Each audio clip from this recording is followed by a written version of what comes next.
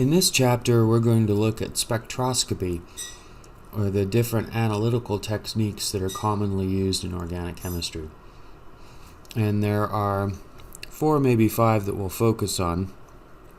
2 types of nuclear magnetic resonance spectroscopy, or NMR, specifically hydrogen and carbon NMR, and this will be the majority of our discussion.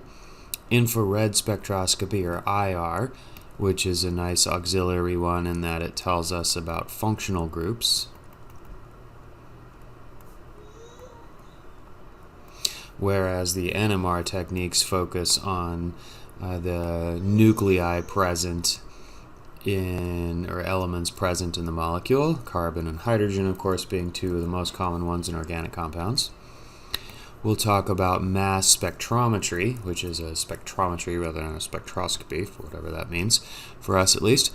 And that's a nice technique for giving us a molecular weight or a formula weight of a compound.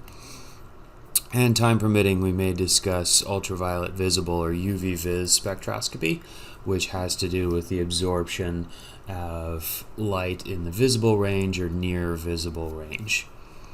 And we use these techniques for structure confirmation and elucidation. So we want to know if a reaction worked, we want to identify a compound. These are the analytical tools that we use to do so.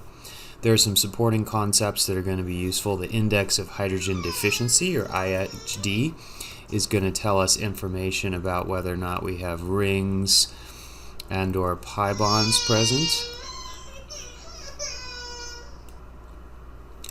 The idea of atom equivalence is a key concept for NMR, both types, and the use of deuterium, or an isotope of hydrogen, will be important as well.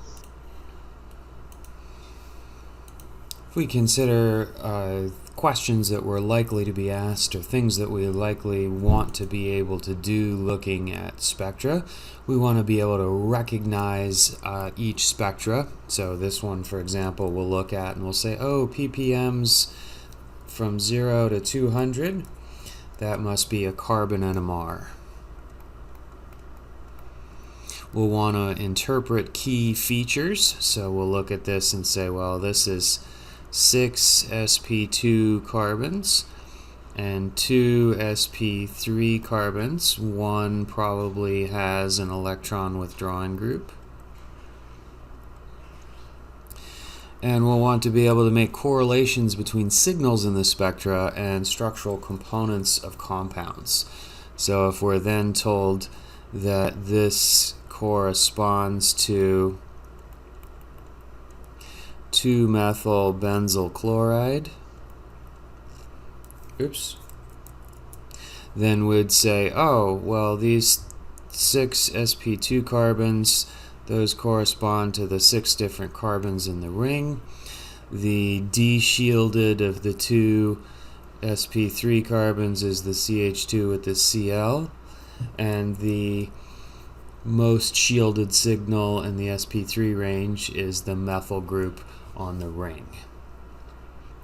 We can also use spectroscopy to figure out whether or not a reaction worked. For example, this reaction that converts a carbonyl into an alcohol, we can look at the corresponding IR infrared spectra of the starting material and the product. We look in the starting material and we say, yes, there's our carbonyl group, and that signal has disappeared in the product.